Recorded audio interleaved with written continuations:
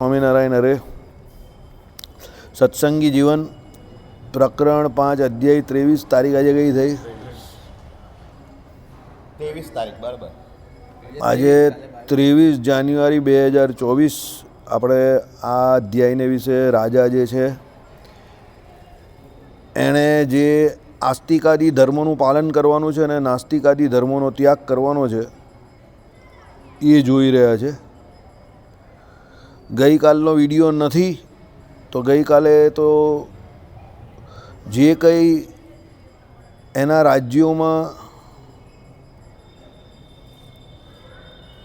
લોકો હોય, જે જ્ઞાતિઓ, વૃદ્ધો, ગુરુઓ, વણિજો, સુથારાદી શિલ્પીઓ અને જેઓ પોતાના જે એક આશ્રયથી જીવન કરતા એવો તેઓ ઉપર ધન ધાન્યાદિકથી વારે વારે રાજા અનુગ્રહ કરે એ જોયું.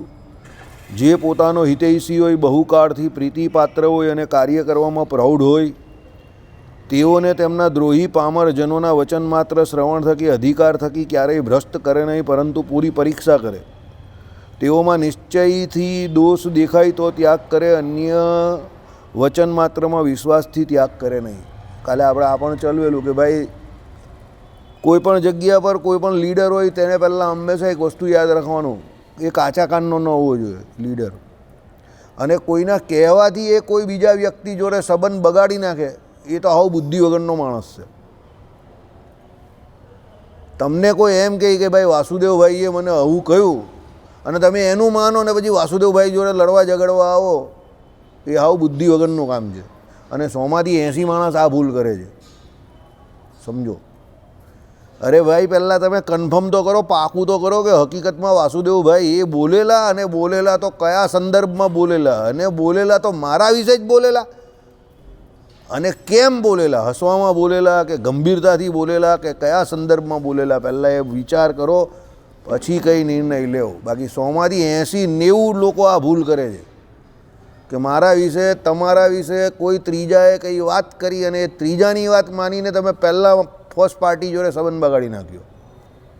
અક્કલ વગરનું કામ છે આ. હાવ અક્કલ વગરનું એટલે બુદ્ધિ વગરનું કામ, બરાબર. કોઈ પણ વ્યક્તિના કંઈ પણ કહેવાથી કોઈ પણ માણસ જોડે સારા કે ખરાબ પણ આનો નિર્ણય લેવો કે એની જોડે સંબંધ તોડવો એ મહામૂર્ખાઈ છે, સમજજો. જગતમાં, વ્યવહારમાં કે વેપારમાં દરેક રીતે તમારે હંમેશા એને ચકાસી લેવો. ઓપિનિયન કોઈનો હોય કે કોઈ કંઈ કહી ગયું હોય કે કંઈ હોય તો એને મગજમાં રાખો, પણ એની પરીક્ષા કરો પછી કંઈ નિર્ણય લો. કોઈના કહેવાથી કંઈ નિર્ણય લેવાથી ફાયદો નથી, સમજજો, બરાબર. તમને એક વાત કહું, તમે માનશો નહીં. તમારી આ સભાનું રહસ્ય શું છે ખબર છે? આ તમારી સભા અત્યારે જે આપણી આ ચાલી રહેલી એનું રહસ્ય ખબર તમને શું છે? સામાન્ય લોકોના સામાન્ય મતોને આપણે અવગણીએ છીએ એટલે આપણી સભા ચાલે છે. યાદ રાખજો, હું જે બોલું જ તે બહુ જવાબદારીથી બોલું છું. જો સામાન્ય માણસોના સામાન્ય મતોનું અનુકરણ કરતો હતો ને તો આ સભા ક્યારની બંધ થઈ ગઈ હતી, સમજી ગયા? કારણ કે સામાન્ય માણસને વાતે વાતે ખોટું લાગી જાય, વાતનું વતેસર કરી નાખે, વાતે વાતે ઝઘડો કરી નાખે. અતિશય વધારે ટચી હોય, ટચી એટલે સ્પર્શી, એટલે કોક કદાચ કંઈ બોલે તરત દિલ પર લઈ લઈને ખોટું લગાડી દે અને પછી તરત એનું રિએક્શન પણ આપે. મને આવું કહી દીધું. એ આ સામાન્ય માણસનું સામાન્ય લક્ષણ છે, અતિશય સામાન્ય. આ બુદ્ધિશાળી વ્યક્તિ આવું નહીં કરતા. બુદ્ધિશાળી વ્યક્તિ હંમેશા કોઈ પણ વ્યક્તિને કોઈ પણ પ્રકારનો એક વખત એને જવાબ આપવાનો હોય ને તો એના કર્મો દ્વારા અને બુદ્ધિ દ્વારા આપે, બોલીને ના આપે. ગામમાં બોલીને ઝઘડો કરવો એ બે માણસ એવું કામ કરે, એક તો અભણ માણસ અને બીજા જે પેલા એકદમ તમે કહો ને જે લો ક્રેડનના વ્યક્તિ હોય ને એ બધા રસ્તામાં ઝઘડો કરે ને આખું ગામ એનો તમાશો જોઈ, બરાબર. એ માણસને કે બુદ્ધિગમ્ય લોકોને આ વસ્તુ ગમતી નથી. લાઈક ડિસલાઈક આ દુનિયામાં આપણે આવ્યા ત્યારથી આપણા માટે, બીજા માટે, આપણે અને બીજાને જન્મજાત રહી છે, રહેવાની છે અને રહેશે જ. શબ્દ યાદ રાખજો. હું લાંબા વાળ જે કંઈ રાખું છું કે મારા લાંબા વાળ થાય છે તેમાં લાઈક ડિસલાઈક હશે. 10ને ગમતા હશે, 5ને ન ગમતા હશે અને 2ને તો અતિશય ન ગમતા હશે. મારી બાને જ નહીં ગમતા હતા. ચલો બોલો, સમજો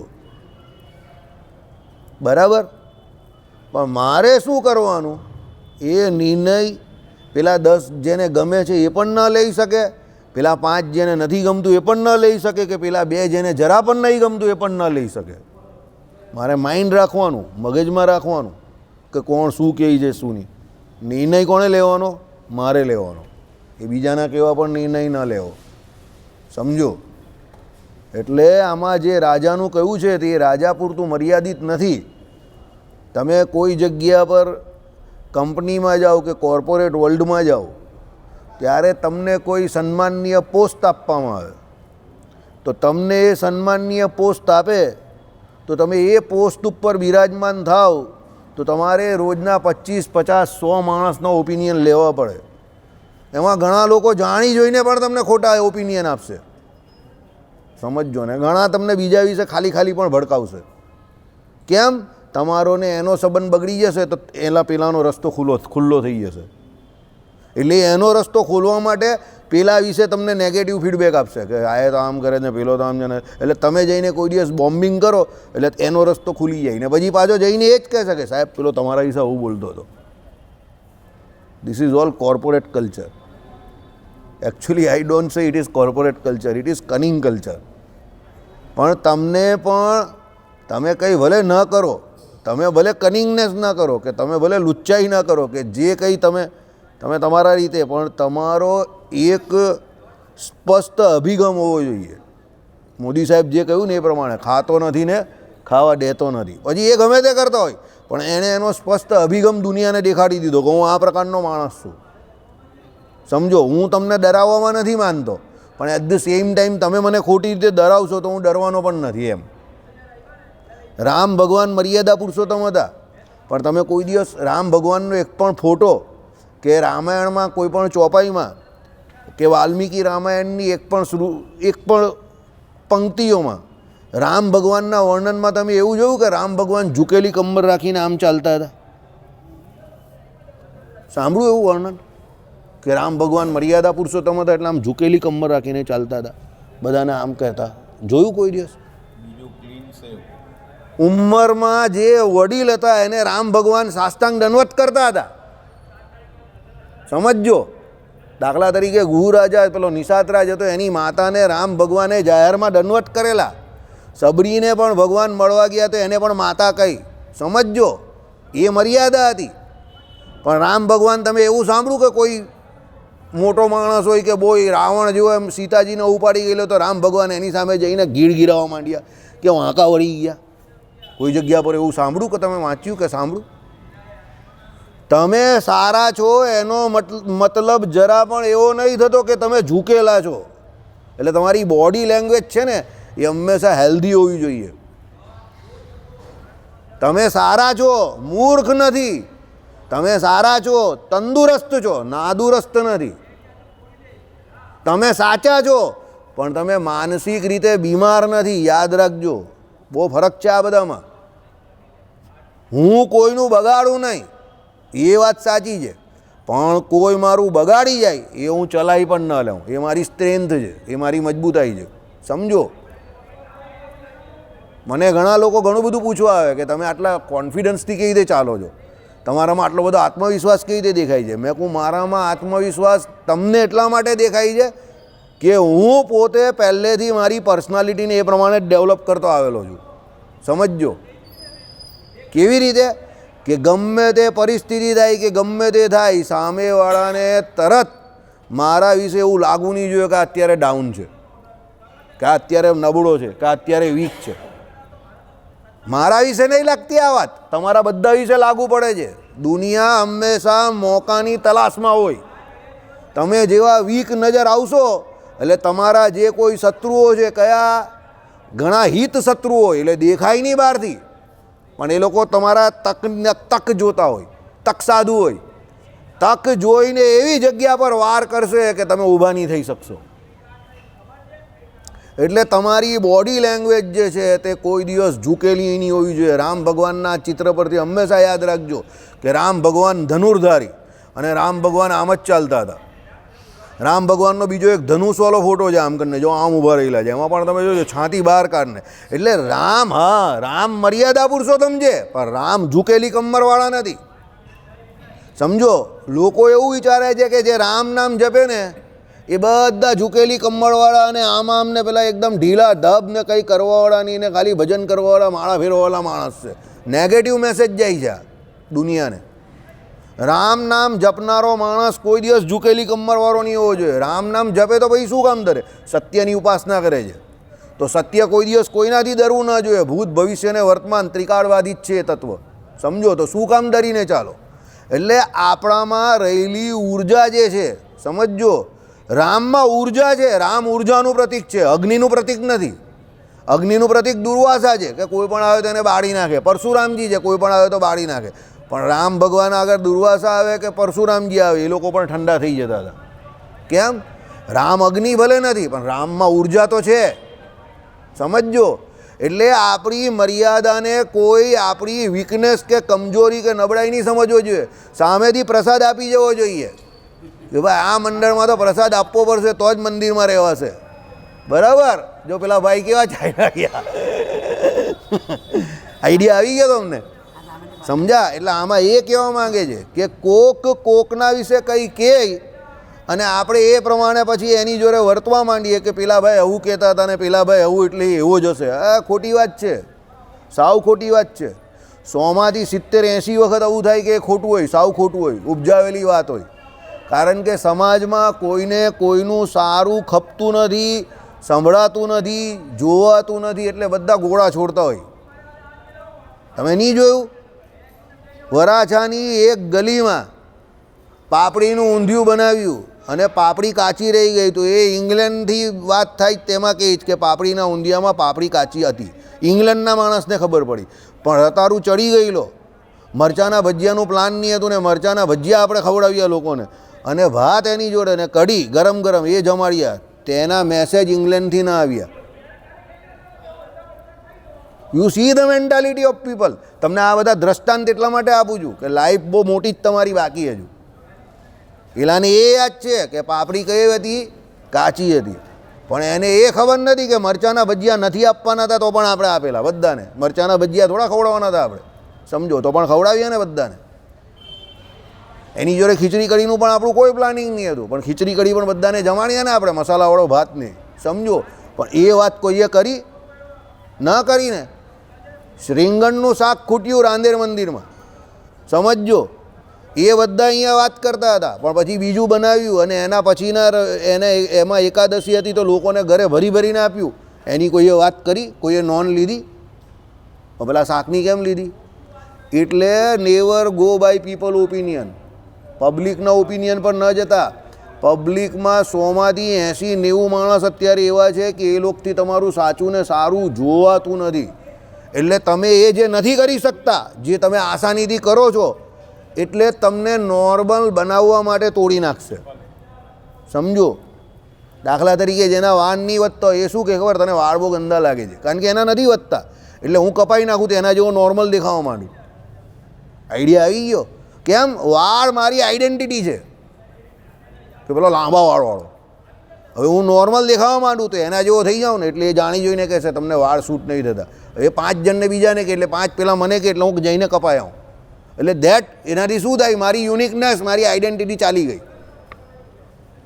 આઈડિયા આવી ગયા તમને? સમજો, આ બધી મોટી મોટી ગેમ્સો બધા થાય ને, મોટા મોટા ગેમ્સો જેમાં બ્રાન્ડ પછી આઈડેન્ટિટી એ બધાને એ લોકોને જે માર્ક મળે ને એમાં માનસિકતાના મેન્ટાલિટીના માર્ક પણ મળતા હોય. કેવી રીતે? કે ભાઈ એની પોતાની મેન્ટાલિટી કેવી છે, માનસિક રીતે કેટલો મજબૂત છે, એ એના પોતાના નિર્ણયમાં કેટલો અડગ છે અને કેટલું બીજાનું સાંભળેલું કરે છે. સમજો, એમાં પણ એને ગુણ મળતા હોય. એ એની પોતાની બાબત પર પહેલાં આવેલો ત્યારે ઇન્ટરવ્યૂ દરમિયાન અને એની વાત દરમિયાન કેટલો ચોંટીને રહી છે. સમજો, એટલે આમાં લખેલું છે કે કોઈ રાજાને એના કોઈ હિતેશી હોય કે એના સારા માણસ હોય એના વિશે કંઈ ભડકાવે તો પહેલાં ચોકસાઈ કરે, એની પરીક્ષા કરે અને પછી કંઈ નિર્ણય લે. સીધો નિર્ણય ન લે, સમજો. નહીં તો એના જે હિતૈષી છે, જેના દ્વારા એ નેટવર્ક દ્વારા આખું એનું રાજ ચાલે છે, તો બધું તૂટી ભાંગે, પડી ભાંગે. બરાબર? એટલે દરેક જગ્યા પર આ વાત લાગુ પડે છે. તમારા ઘરમાં, તમારી ઓફિસમાં, તમારા બિઝનેસમાં, જે કંઈ જગ્યા પર તમે જાઓ, તમારા સમાજમાં, દરેક જગ્યા પર કોઈના કહેવાથી કોઈની જોડે સંબંધ બગાડવો નહીં, યાદ રાખજો. બરાબર? અમારો દુનિયાનો અનુભવ બહુ ખરાબ છે. આમાં બહુ ઊંધો છે, ઉલટો છે. જેને લોકો બહુ ગાળ દેતા હોય ને કે બહુ ખરાબ, બહુ ખરાબ, બહુ ખરાબ, યાદ રાખજો ઘણી વખત એવું થાય કે એ જ તમારું કામ કરી નાખે. સમજજો. અને જેને લોકો બહુ ભગત ને બહુ માળા ફેરવે ને બહુ સારો કહેતો હોય ને, એ દુનિયાનો સૌથી મોટો મતલબી માણસ હોય. તમે એને એમ કહેશો ને કે મારું આ કામ છે, જરા આવજે. નહીં, મારો મંદિર જવાનો ટાઈમ થઈ ગયો એમ કરીને મોડું આખું કરીને મંદિર આવી જશે, તમારું કામ નહીં કરશે. સમજી ગયા? હા. એટલે એ જરા વિચાર કરીને કામ કરવું કે કોણ પૂઠ બતાવે છે અને કોણ સામી છાતીએ આવે છે. કડવું બોલવાવાળો માણસ સામી છાતીએ આવશે, યાદ રાખજો. એ તમારો મિત્ર જ છે. એ કડવું બોલશે, એ મિત્ર છે. પણ અને જે મોડે મીઠું બોલતો હશે ને, એ પીઠ પાછળ તમારું ખરાબ બોલે છે, યાદ રાખજો. બરાબર? એનાથી ચેતીને ચાલવાનું. Be aware of that dogs. એ બધા કૂતરા જેવા છે, પાછળથી હુમલો કરશે. કૂતરો જો જે ગાડી ચાલતી હોય ને તો પાછળ જ દોડશે, એ આગળ નહીં આવે, એ પાછળ જ દોડશે તમારી. એટલે એ બધા કૂતરા કહેવાય. એ પાછળ જ દોડે, ભસે પણ અને કરી દે, તમારી પેન્ટની મોરી પકડી લેશે.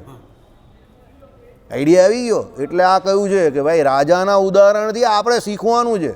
અને કોઈ બહુ વધારે આપણા વખાણ કરતો હોય એનો મતલબ એવો નથી કે બધું સાચું જ બોલે છે આપણા વિશે. એ તો તમારી પાસે કામ કઢાવવા માટે સાચું ને સારું બોલે છે. બરાબર? અને કોઈ બીજા વિશે એવો ખોટો અભિગમ તમને આપે છે. એટલે એનો મતલબ એવો નથી કે પેલો માણસ સંપૂર્ણ ખોટો જ છે. ચકાસણી કરવી, પછી આરામથી ધીમે ધીમે કંઈક ડિસિઝન લેવું. ડિસિઝન પણ કોઈ પણ લેવું, નિર્ણય લેવું, તો પેલા જોડે ડાયરેક્ટ બોલીને બગાડવાનું નહીં, હાથ પાછો ખેંચી લેવાનો. આઈડિયા આવી ગયો? હાથ પાછો ખેંચવાનો એટલે ખબર? એની જોડે જે કામ કરતા હોય તે ધીરે ધીરે ધીરે કામ ઘટાડી દેવું, ઓછું કરી દેવું, એ કરી નાખવું. એને મોઢેથી કંઈ કહેવું નહીં. કંઈ ખબર નથી, ભવિષ્યમાં કોઈ એવું કામ આવી પડે તમને કે એ જ કરી શકતો હોય, તો તમે મોઢેથી બગાડ્યું હોય તો પછી જવાશે નહીં એની પાસે. સમજી ગયા? એટલે મોઢેથી ન બગાડવું, પણ હાથ થોડો પાછો ખેંચી લેવાનો. સમજી ગયા? અને પોતે પોતાની બુદ્ધિનો હંમેશા સદુપયોગ કરવો. અને બુઠ્ઠલ માણસ હોય ને, સમજજો, બુઠ્ઠલ માણસ જોડે વધારે બહુ ચર્ચા નહીં કરવી. એ બુઠ્ઠલ કોઈ દિવસ એનું છોડવાના નથી. યાદ રાખજો, બુઠ્ઠલ છે તે બુઠ્ઠલ જ રહેવાના છે. પેલો કહે ને, તું કલ ભી બુઠ્ઠલ થા, આજ ભી બુઠ્ઠલ હે ઓર બુઠ્ઠલ ही મરેગા. એની જોડે એનર્જી ને મગજ વેસ્ટ નહીં કરવાનું, જવા દેવાનું. એ બુઠ્ઠલ છે. બરાબર? બીજાના કહેવામાં આવીને પોતાના જીવનના નિર્ણય લેતો હોય અને બીજાના કહેવા પ્રમાણે જીવતો હોય, એ માણસ પોતે પોતાના નિર્ણયથી કોઈ દિવસ કંઈ નહીં કરી શકે. એટલે એના ભરોસે કે એની સાથે નહીં રહેવાનું, એને આખી જિંદગી એમ જીવવા દેવાનું. કેમ? એની પોતાની નિર્ણય શક્તિ ઓછી છે. એટલે હંમેશા બીજાના નિર્ણયોને અને બીજાના એને શેલ્ટરમાં રહેવાનું ગમે છે. એ રહી નહીં શકતો એકાંતમાં કે એકલો. એનામાં એટલી નિર્ણય શક્તિ કે એટલી ઉર્જા નથી. એટલે એ બીજાની છત્રછાયામાં જ રહી શકે છે. તો એવો વ્યક્તિ કોઈ દિવસ પોતે વધારે પ્રગતિ ન સાધી શકે. એ હંમેશા બીજાના શેલ્ટરમાં જ રહે. સમજી ગયા? પેલી ફિલ્મના ડાયલોગ જેવું છે કે અગર ઉસ દિન મેં तुम्हारे साथ होता तो आज तुम्हारे पीछे खड़ा होता, लेकिन उस दिन मैं तुम्हारे साथ यानी सामने नहीं खड़ा रहा, इसीलिए आज तुम्हारे सामने होकर आंखों में आंखें मिला के बात कर रहा हूँ. સમજી ગયા? એટલે તમારે તમારી અલગ ઓળખાણ બનાવવી હોય અને જીવનમાં પ્રગતિ કરવી હોય તો કાન સૌથી વધારે સાંભળવાવાળા. મોઢેથી જેટલું બોલવાનું છે એટલું જ બોલવાનું, અને આંખ અને કાન એનો પૂરેપૂરો ઉપયોગ કરવાનો. નિર્ણય જાતે લેતા શીખો, બધું જોઈને. ભલે ખોટા પડો પણ નિર્ણય લેવાના. હંમેશા નિર્ણય લે એ વ્યક્તિ જ કંઈ ને કંઈ કરે. જે વ્યક્તિ નિર્ણય ન લઈ શકે એ આખી જિંદગી એવો ને એવો જ રહે, ઢોલ જેવો, આમથી તેમ ફર્યા કરે. રાજા બનવા માટે કે તમારે મજબૂતી તમારા જીવનમાં લાવવા માટે નિર્ણય લેવા પડે. જૂનું હોય, ધક્યાનુસી હોય, છોડવું પડે. નવું હોય, પકડવું પડે. ભલે નિષ્ફળતા મળે પણ પકડવું પડે, તો જ પ્રગતિ થાય. વ્યવહારમાં, વેપારમાં, દરેક જગ્યા પર. આધ્યાત્મિક જગતમાં પણ એવું છે. એવું નથી કે આધ્યાત્મિક જગતમાં બધું સીધે સીધું જ ચાલવાનું છે. આધ્યાત્મિક જગતમાં પણ પહેલાંના સમયમાં કાં મોબાઈલ પર કથા આવતી હતી?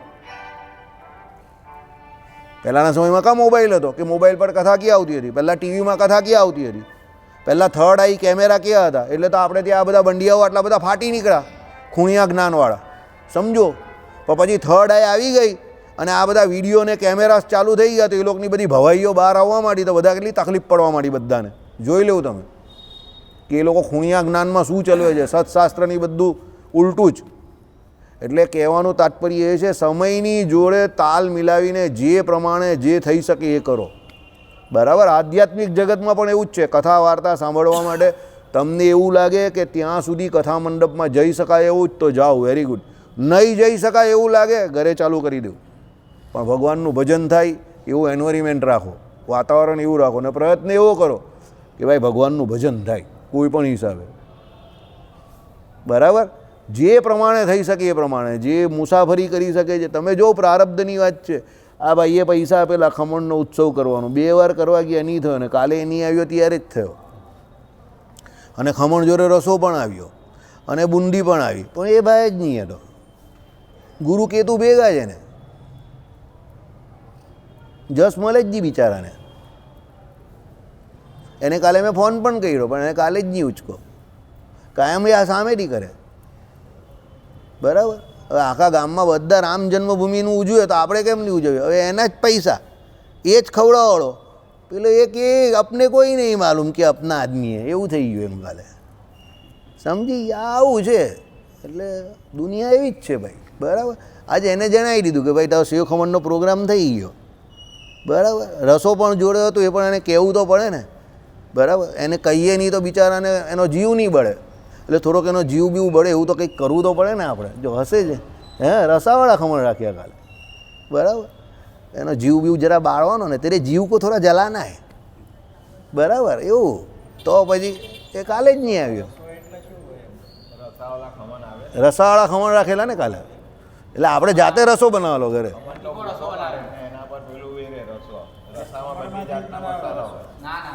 તુવેરની દાળ, સાંભળો, તુવેરની દાળ આવે ને એને આપણે 5-1 મિનિટ આપણી તવી આવે ને રોટલીની તવી, એની ઉપર શેકી નાખીએ ધીમી આંચે, પછી એને ગ્રાઇન્ડ કરી નાખવાની મિક્સચરમાં, એનો ભૂકો થાય સાઈડ પર રાખવાની. ચણાની દાળ આવે થોડીક એને રાખીને એ કરવાની, એ જ પ્રમાણે સેમ શેકીને. 2 દાળ ભેગી થાય પછી એની અંદર પાણી નાખવાનું, જે કંઈ મસાલો તમારે મરચું મીઠું જે કંઈ નાખવું હોય તે નાખવાનું ને પછી એને ઉકાળવાનું. પાણી જે અંદર નાખીને જેમ બને તેમ વધારે ઉકાળો એટલે એ અંદર ચડી જાય વ્યવસ્થિત, એકદમ ભૂકો તો એ જ. એટલે એનું પાણી પેલું જે બને ને એ શરીર માટે હેલ્ધી પણ સારું, અને એ ખમણની ઉપર એ લોકો રસાવાળા ખમણ હોય એની ઉપર રેડીને આપે, એટલે એ રસાવાળા ખમણ કહેવાય. પેલું ટેસ્ટી હોય, જે રસો હોય ને પાણી જે બનાવેલો હોય ટેસ્ટી હોય, એમાં લીંબુ આવે, ગોળ આવે થોડોક, બરાબર. આમચૂર પાવડર હોય તો એ આવે, લીલું મરચું આવે, આદું આવે, એવું બધું આવે એટલે ટેસ્ટી હોય. અત્યારે આ ગરમીની સિઝનમાં જરા ગરમાટો પણ આપે, અને એ પ્રમાણે રસાવાળા ખમણ એમ. હે હા, એટલે ગરમી આપે બોડીને એમ આ ઠંડીની સિઝનમાં એમ, એટલે ઇમ્યુનિટી ને. એટલે 365 દિવસમાં કેવું હોય કે અમુક બહુ ગરમીની સિઝન એવું હોય તો આ રેસીપી મારી પાસે પણ પરમ દિવસ સુધી ન હતી, એટલે દુનિયામાં હતી પણ મારી પાસે ન હતી. પણ પેલું આપણે તો પેલી આદત ને એવી વૃષભ રાશિ ને, એટલે યુટ્યુબમાં ખોલીને જોયું કે આ લોકો રસો કઈ રીતે બનાવે છે, તેણે આવી રીતે આઈડિયા આપ્યો તો આપણે જોખમ કરીને બનાવી દીધો. પહેલી વખત જ બનાવેલો આપણે, કાલે પહેલી વખત જ જીવનમાં બનાવ્યો, બરાબર. પણ પેલી વૃષભનો ચંદ્ર હોય ને એટલે હિંમત કરી નાખે, ન ભાવશે તો આ લોકોને થોડો કડવો કે ખાટો કે મીઠો લાગતે ને, તો એ તો આ લોકોને લાગતે ને, મને કાં ફરક પડે એનાથી. પાછું કોઈ એમ કહે દે કે પાપડી કાચી છે, એમ રસો ખરાબ હતો, તો મને એનાથી કોઈ ફરક જ નહીં પડતો, સમજી ગયા? હા, એ ટેકનિક છે ધંધાની.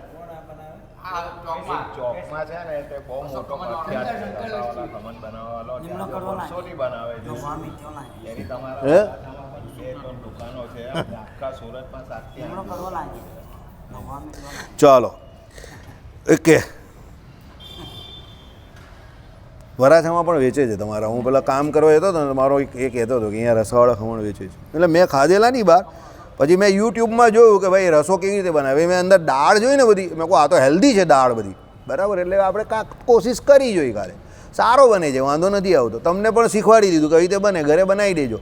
આ પહેલો બનાવશે, આ બહુ એન્થુઝિયાસ્ટિક છે, આને ફાવે એવું છે. કેમ તું બનાવી દેશે ને? હશે છે પાછો. ચાલો આગળ જઈએ આપણે. ઓકે, એટલે તેઓમાં નિશ્ચયથી દોષ દેખાય તો જ ત્યાગ કરે. પરીક્ષા કરે, દોષ દેખાય તો જ એનો ત્યાગ કરે, બાકી કોઈના કહેવાથી કોઈનો ત્યાગ કરે નહીં. અન્ય વચન માત્રમાં વિશ્વાસથી ત્યાગ કરે નહીં, બીજાના વચનની ઉપર વિશ્વાસ રાખીને કોઈનો ત્યાગ કરવો નહીં, બરાબર. ચલો આગળ. રાજા ધર્મ સંબંધી કાર્યોમાં ધર્મજ્ઞ જનોને યોજે. આ બહુ ઇમ્પોર્ટન્ટ. રાજાની આપણે પણ એવું ધર્મ સંબંધી કાર્ય કરવું હોય તો તમારે એ કર્મકાંડી જે કોઈ વ્યક્તિ હોય એને પૂછીને ધર્મ સંબંધી કાર્યો કરવા, સમજો. પછી ધર્મ સંબંધી કાર્યો કરવા માટે પણ તમે તમારું જ ચલાવ્યા કરો, શાસ્ત્રોની ઓથ ન લેવું, બરાબર ને. તમે ખોટા ખોટા જે કંઈ ઉત્સવ સમૈયા કરો એનો કોઈ મતલબ નથી. ઉત્સવ સમૈયા શાસ્ત્રોક્ત રીતે જ થવા જોઈએ, સમજો. શાસ્ત્રોમાં જે પ્રમાણે કયા હોય એ જ ઉત્સવ સમૈયા, બરાબર. દાળ ભાત શાક રોટલી કે અન્નકૂટ જે 56 પ્રકારનો કે ભક્ષ્ય ભોજ્ય લઈએ અને ચોસ્ય જે શ્રીજી મહારાજે કયા છે એ પ્રમાણે જ થવો જોઈએ, તો જ ભગવાન રાજી. બાકી તમે બીજું ગમે તે કરો, ભગવાન રાજી નહીં થતા, બરાબર.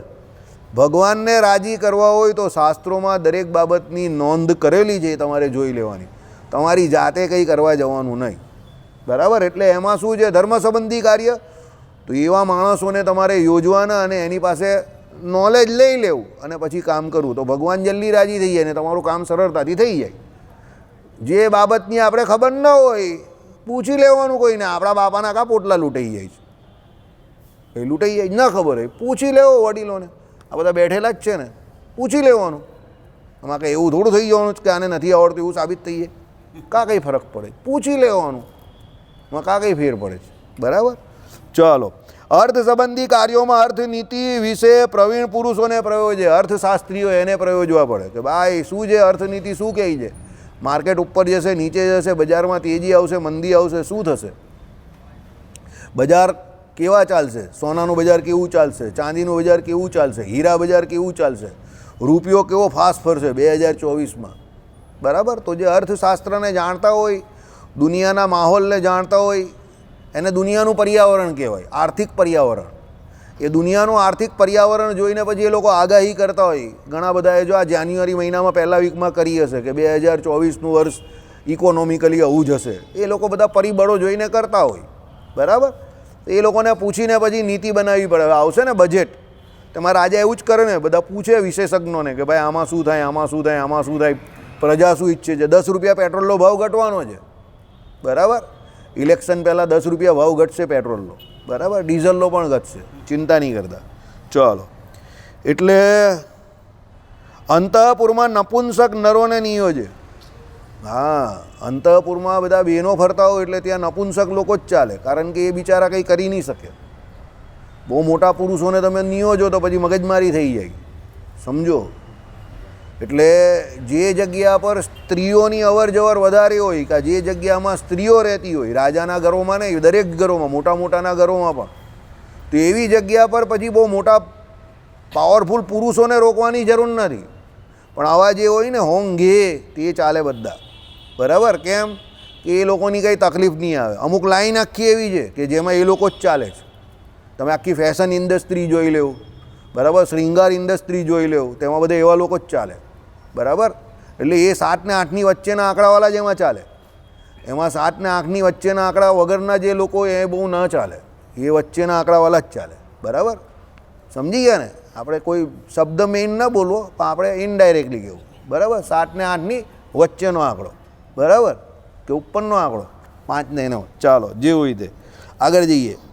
એટલે નીચ કર્મોમાં નીચ જનોને વિનિયોજે. સાચી વાત છે. ફાંસીએ ચડાવવાની હોય તો પેલા કોને મોકલેલો હોય, ત્યાં કોણ હોય, ચાંડાલ હોય.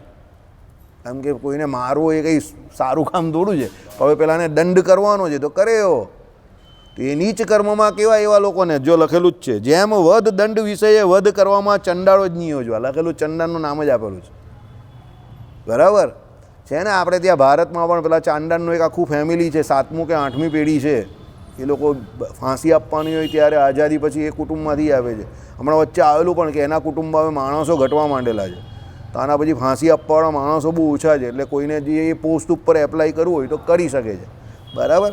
ચાલો. લુબ્ધ અને મૂર્ખ પુરુષોને ધન ઉપાર્જન સંબંધી કૃત્યોમાં નિયોજે નહીં. લુબ્ધ એટલે લોભિયા, ને બીજા મૂર્ખ, એને ધન ઉપાર્જનમાં કોઈ દિવસ નિયોજવાના નહીં. કારણ કે લોભિયા હોય તે પોતે એનું કલ્યાણ કરી નાખે રાજાનું, અને એ પૈસા લઈને ભાગી જાય. બરાબર. અને મૂર્ખ હોય તે શું કરે, એને કોઈ બનાવી જાય ને લૂંટીને ચાલ્યો જાય. બરાબર. એટલે જે હોશિયાર અને વ્યવસ્થિત ને જીતેન્દ્રિય માણસ હોય, રૂપિયા પૈસાનું જેને જ્ઞાન હોય, નોલેજ હોય, કોઈથી બને એવો ન હોય એવા માણસને જેવા કામમાં નિયોજે. અને સૌથી મોટી એનામાં રહેલી ઓનરશિપ ક્રાઇટેરિયા કે ભાઈ રાજાનું કામ છે, રાજ્યનું કામ છે, તો એ મારું કામ છે. તો એ જેમ પોતાના પૈસા સાચવે એમ રાજ્યની તિજોરી કે રાજ્યના પૈસા સાચવે એવો વ્યક્તિ હોવો જોઈએ. પ્રામાણિક અને ઓનરશિપવાળો, વિશ્વાસુ એકદમ, તો એને પૈસા સોંપાય. બરાબર. ચાલો. શું કેમ તો નિયોજેલો લુબ્ધ ધનને હરી લે, જો લખેલું જ છે. લોભ્યો હોય તો તમારા પૈસાને લઈ જાય, અને નિયોજેલો મૂર્ખ ધનને, હા એટલે લુબ્ધ એટલે લાલચું, એટલે લોભીઓ જ કહેવાય ને. લોભીઓ એટલે બિચારો લોભીની દ્રષ્ટિ, લાલચુની દ્રષ્ટિ કેની પર હોય, રૂપિયા પર હોય. હા, અરે લઈ જ લઈ સાહેબ. લોભને એટલે તો સૌથી મોટો પાપી કયો છે? લોભને કોઈ થોભ નથી. લોભને સર્વ પાપોનો નિષ્ણાત ઉત્તમ પાપી કયો? ઉત્તમ પાપી એટલે વર્ષ પાપી કહેવાય પાપની દ્રષ્ટિએ. લોભ સૌથી મોટું પાપ છે. કેમ? લોભ તમને બીજાની સંપત્તિ હરવા માટેનું સૌથી મોટું કારણ બતાવે છે અને બનાવે છે. સમજજો, જે વ્યક્તિમાં લોભ નથી એ કોઈ દિવસ બીજાના રૂપિયા પૈસાની ચોરી નહીં કરશે. અને જેનામાંથી લોભ ગયો છે, સમજજો, એનામાં એની ઉપર પરમાત્માની બહુ વિશેષ કૃપા થઈ ગઈ, બહુ વિશેષ કૃપા. લોભ એમને એમ જતો નથી, યાદ રાખજો. આ બધી વસ્તુ કેવી છે, તમને આમ લાગે નહીં, મને પણ આમ લાગે નહીં કે તમને પણ નહીં, તમને એમ કે મને કા લોભ છે. પણ જ્યારે પ્રસંગોપાત એનો પ્રસંગ થાય ત્યારે ખબર પડે કે કોણ કેટલો કામી છે, કોણ કેટલો ક્રોધી છે, કોણ કેટલો લોભી છે. સમજા? જ્યારે સામેવાળો તમને અબલ ગબલ લાગે અને પછી તમને એમ થાય કે અહીંયા તો આને જય સ્વામિનારાયણ કરાય આવું જ ને, તો પણ તમે ન કરો એને, અને વ્યવસ્થિત પ્રમાણિકતાથી તમે એને રૂપિયા પૈસા જે કંઈ દેવાનું હોય તે દઈ દઉં, ત્યારે તમે કહી શકો કે તમે લોભી નથી. પછી તમે એમ કહો ના એ તો હું હોશિયાર ન હું આમ ને તેમ. નહીં, એ વાત નહીં. તમે એના અધિકારનું લીધું એટલે તમે લોભી છો.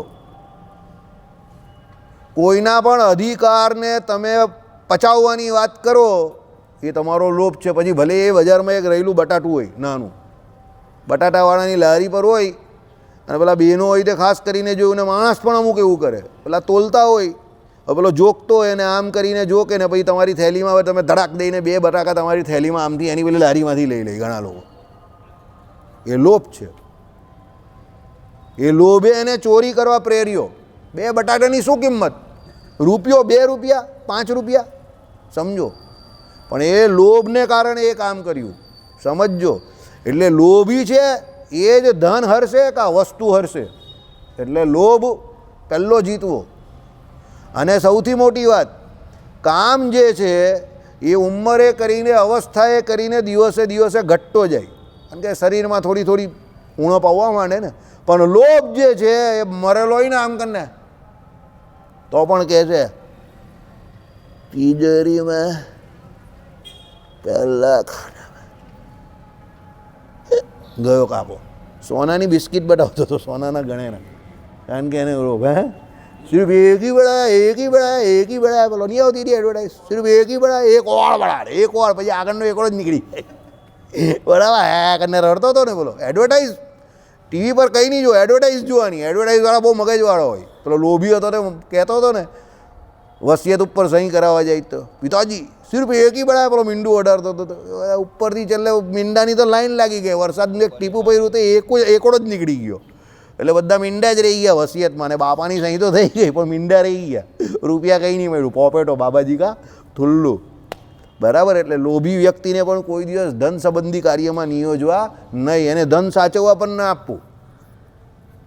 લોભી વ્યક્તિને ધન સાચવવા નહીં અપાય, મંડનના પૈસા પણ ન અપાય, સમજજો. બરાબર. નહીં તો અમારા માટે એવું કે ભાઈ વીસી ચાલુ એવી રીતે મંડનના પૈસા વપરાય, પાછું એમ કરીને તમને સલાહ આપવા આવે. બરાબર. એટલે લોભી પાછા જ્ઞાની બહુ હોય, કારણ કે સ્વાર્થી હોય ને એટલે જ્ઞાની હોય જ. પણ એનું જ્ઞાન કેવું હોય, એના પોતાના પૂરતું લિમિટેડ હોય. બરાબર. પણ ત્યાં પછી પેલો મેસેજ એને કન્વે થવો જોઈએ કે ખાતો નથી ને ખાવા દેતો નથી. બરાબર. હા, પેલા ફોઈબા ભૂલી ગયેલા ને ટાઈમ પર જ. પછી પૂછતા હતા ગોવર્ધન ને, હા, કે કાં ગયા ફોઈબા, ધામમાં તો દેખાતા નથી. તે કે ધામમાં નથી, એ તો નીચે ગામમાં ગયા. કયા ગામમાં? તે કંઈ નરકમાં ગયા. કેમ? કળા આપેલા, તે આપ્યા નહીં પાછા, લોભ આવી ગયો. બહુ કહ્યું રામાનંદ સ્વામીએ કે માની જાઓ તમારો ભવ બગડશે, ભવ પણ નહીં માન્યા, ગયા છેલ્લે નરકમાં. બરાબર. 2 કળાને કારણે નરકમાં ગયા, સમજી ગયા. એટલે લોભી હોય તો ચેતીને ચાલજો, લોભ ન કરવાનો. સંપ્રદાયનો જીવતો જાગતો આ એકદમ જોરદાર ચરિત્ર છે. સુનિલભાઈએ બહુ ખરા સમય પર યાદ કરાવ્યું. એ પાછા ઉચ્ચ સ્થિતિને પામેલા વ્યક્તિ હતા, સમાધિનિષ્ઠ હતા, એને લોભ હતો. સમજો તો હમ કોણ છે ખેત કે બેગન. એટલે લોભને જીતવો બહુ અઘરું કામ છે. આ છે ને સૂક્ષ્મ હોય, સમજો. લોભ છે, કામ છે, ક્રોધ છે, આ બધા સૂક્ષ્મ રૂપે આપણી અંદર રહેલા હોય. જ્યારે બહાર સ્થૂળ પદાર્થનો યોગ થાય ને એટલે પેલો સૂક્ષ્મ અંદર હોય ને ધડામ દઈને બહાર આવે. એ સૂક્ષ્મમાંથી શું થઈ જાય? સ્થૂળ રૂપે બહાર આવે. પછી સાહેબનું ટી શર્ટ મસ્ત છે, સાહેબનું સ્વેટર સારું છે, હા. આ ચપ્પલ ચોર હોય તો શું જોતા હોય બેઠા બેઠા? એ મંદિરે આવેલો છે. હવે આપણે મંદિરે દર્શન કરવા આવીએ, ઠાકોરજીએ શું પહેર્યું એ જોઈ. પેલો જોઈ કે આના ચપ્પલ મસ્ત છે 1000 રૂપિયાના, એ ચપ્પલ જોઈ ત્યાં આવે ને. હવે આપણે થાય કે ચપ્પલ કંઈ જોવાની વસ્તુ જ ભાઈ, એની એ રોજી રોટી છે. કેમ? એ લોભી છે, ચોરી કરશે. એ તમારા 1000 રૂપિયાના ચપ્પલ અહીંયા સ્ટેશન ઉપર આપી દેશે, અને પછી એ જ ચપ્પલ તમે લેવા જશો તમને 100માં મળશે, 200માં મળશે. દિલ્હી ગેટની સામે જ. અહીંયાના બધા ચપ્પલ ત્યાં જ જાય છે, દિલ્હી ગેટની સામે જ. અહીંયાનો જે ચોર છે ને એ બધું દિલ્હી ગેટની સામે જ આપે છે. એટલે તમારા ચોરાઈ તો દિલ્હી ગેટની સામે પહોંચી જજો. હું મારા બૂટ બીજી વખત ખરીદીને આવેલો, મારા જ બૂટ મેં બીજી વખત ખરીદેલા. પૂછો, આને જ લઈ ગયેલો, ગોપાલ લઈ. હા, હસવાની વાત નહીં, મને ખબર હતી કે અહીંયા જ ગયો હશે આપણો દોસ્તા. બરાબર. અને હવે બંને પહોંચી ગયા. પેલા ભાઈ મેં કહું આ મારા જ છે, ચાલ આપી દે. પેલો કહે કે આ તો હા. મેં કહું પેલો મુન્નો કે સલીમ કે કોઈ તને આપી ગયો હશે. મેં કહું એણે એનું કામ કર્યું, હું મારું કામ, તું મને કેટલામાં આપવાનો જ બોલ. તે કે એ તો બહુ મહેંગે. મેં કહું તું મને કાં કહી, મને ખબર જ હોય ને મહેંગે, મારા જ છે. તો પછી એની પાસે પાછા મેં લઈ લીધા 140 કેટલામાં. બરાબર. એટલે એવું થાય ઘણી વખત, 2 વાર ખરીદ્યા આપણે, સમજી ગયા. હા, આવું થાય. આ લોભ ચોરી ગયો ત્યારે આપણી પાસે ખાના હતા નહીં, એટલે લોભ તમને પાપ કરાવે, ચોરી કરાવે. બરાબર. એટલે લોભી માણસને કોઈ પણ આર્થિક કામકાજવાળું કામ સોંપવું નહીં, એની લાળ ટપકે, રીતસર ખબર પડે. બીજું મૂર્ખને ન સોંપવું. ઘણા મૂર્ખ કેવો હોય ખબર? એને તમે કંઈ પણ પૈસા આપો, કંઈ પણ હસુદેવભાઈ પેલા પૈસા શું કરવાનું છે, મને બહુ ટેન્શન થાય. અરે ભાઈ પડેલા જ તો પડેલા જ, એમાં કાં કંઈ તારી દાનત ખરાબ નહીં. રાખને શાંતિથી, જરૂર હશે તો પૈસા જ છે ને, માંગી લઈશ. બહુ ચિંતા નહીં કર, અકળાયા નહીં કર, વાતે વાતે અકળાવવાનું નહીં. તારી પર ભરોસો છે તો જ તને આપ્યા ને, ટેન્શન નહીં લેવાનું. અને બીજો મૂર્ખ કેવો હોય ખબર? ઉડાડી દે ગમે ત્યાં, એનો નાશ કરી નાખે. આ લઈ, પેલું લઈ, ફલાણું લઈ, ઢીમકું લઈ. પછી કોઈ હકીકતમાં જેને જરૂર હોય, પેલા સંજયભાઈ જેવા વ્યક્તિ ન કરે નારાયણ, એવું કોઈને કંઈ થઈ જાય અને રૂપિયાની જરૂર હોય ત્યારે પેલા પૈસા ગમે તેમ વાપરા હોય તો કામમાં ન આવે. પણ એવા જો રૂપિયા હતા આપણી પાસે ને બધું હતું વ્યવસ્થિત, તો એને આપણે સારી હેન્ડસમ એમાઉન્ટ મોકલી શકીએ ને. સમજો, બધાના જ પૈસા હતા ને, કંઈ મારા એકલાના તો હતા નહીં, બધાના રૂપિયા આપણા જ હતા, બધા ભેગા થયા તો થયું ને કામ. એટલે કહેવાનું તાત્પર્ય એવું છે, હંમેશા વાણિજ્ય વ્યવસ્થા જે છે તે હોશિયાર પ્રામાણિક વ્યક્તિને આપવી, જેના દ્વારા તમારો કાર્યક્રમ આગળ ચાલ્યા કરે. બરાબર. ચાલો, ઓકે. તથા મૂર્ખ ધનને નાશ કરે, તથા તેઓને કામાનુબંધી કૃત્યમાં ન જ પ્રયોજે. કેમ? તો તેમાં પણ તેઓ તેમ જ કરે. કામાનુબંધી એટલે જેમાં એને બહુ વાસનિક હોય, વધારે પડતો મહત્વાકાંક્ષી હોય, દરેક બાબતની ઈચ્છા બહુ રાખતો હોય, તમે ઘણા માણસને જોજો, એને શું કરવું જ તમે પૂછશો ને તો એને બધું જ કરવું હોય. બધું કરવા માટે તો આખી જિંદગી નાની પડશે ભાઈ. એટલે નક્કી કરી નાખ પહેલાં તારે શું કરવું છે. બરાબર. હજારો ખાય છે એસી કે એ કોઈ દિવસ પૂરી થતી નથી. એટલે તમારી ખ્વાહિશ એવી રાખો કે જે સિસ્ટમેટિક હોય, અને સૌથી મોટું એ વાસ્તવિક હોવી જોઈએ. બરાબર. દાખલા તરીકે વાસ્તવિકતા અને એમાં ફેકોલોજીમાં શું ફરક? તમે એવું વિચારો કે તમે અહીંયાથી કૂદો અને હવામાં ઉડવા માંડો, તો એ તમારું વાસ્તવિક થિંકિંગ છે? અવાસ્તવિક છે ને? એવું થવાનું છે ના. પણ તમે એવું વિચારો કે સુરતના એરપોર્ટ પરથી ઉડીને સીધો હેલિકોપ્ટરમાં બેસીને કાં વિમાનની ટિકિટ લઈને બેસીને અયોધ્યા ચાલ્યો જાઉં, તો તમે એ જઈ શકશો. તમારે એના માટે શું રૂપિયા ભેગા કરવા પડે કે મારે અયોધ્યા અહીંયાથી, હવે તો અયોધ્યા ઇન્ટરનેશનલ એરપોર્ટ થયું જ ને, તો સુરતથી જ્યારે પણ હોય તો આપણે અયોધ્યા જવું છે અહીંયાથી ટિકિટ લઈને, તો એ તમારું વાસ્તવિક થિંકિંગ છે, એ પોસિબલ છે. પણ તમે એમ કહો કે હું હનુમાનજીની જેમ સિયાવર રામચંદ્ર ભગવાન કી જે એમ કરતો ઉડતો ઉડતો ચાલ્યો જાઉં ત્યાં અયોધ્યા, તે આપણાથી જવાનું નથી, એ શક્ય નથી. બરાબર. એટલે એવો અતિશય કામી વ્યક્તિ હોય, સમજો, એનો પણ ભરોસો ન કરવો. બરાબર. સ્ત્રીને પુરુષને વિશે અને પુરુષને સ્ત્રીને વિશે અતિશય ઈચ્છા વર્તતી હોય, બંનેને એકમેક વગર ચાલતું નહીં હોય, તે અતિશય કામી વ્યક્તિ હોય. કામી વ્યક્તિ હંમેશા ઢીલો, નીચી નજરે જ રહેશે. એની નિર્ણય શક્તિ હાવ ઢીલી હશે. કારણ કે એના ઘરે જશે અને એની ઘરવાળી એક જ દોરો કાઢશે, હા તમને કોણે કહ્યું કે એને આપણા ઘરે અત્યારે લઈ આવો, આ રસોઈ કોણ કરશે? પેલો કંઈ ભૂલ થઈ ગઈ, ભૂલમાં આવી ગયો, સીધો નીચે જ ઢળી પડશે. સમજી ગયા? એટલે કહેવાનું તાત્પર્ય એવું છે, જે કામી છે એનો પણ ભરોસો ન થાય, કારણ કે એ એની કામેચ્છામાં ઢળી પડશે. એની નિર્ણય શક્તિ જે હશે એમાં પાવર ન હોય. એ શક્તિમાન હોવા છતાં પણ નિર્બળ છે, કારણ કે એનું કંઈ ઉપજતું જ નથી. એનામાં રહેલા કામને કારણે એનું કશે ઉપજતું નથી. બરાબર. ચલો, સમય થયો, વાર છે હજુ 2-4 મિનિટની રાહ જોઈએ આપણે. ચલો, ચાલશે હજુ તો. ઓકે. સર્વ પણ કાર્યોમાં કુશળ બુદ્ધિવાળા અલુબ્ધ જનોને પ્રયોજે. એટલે શું છે? સર્વ પણ કાર્યોમાં કુશળ બુદ્ધિવાળા, એટલે જે કાર્યમાં મહારાજે કહ્યું એ પ્રમાણે જે યોગ્ય હોય એને એ કાર્ય સોંપવાનું.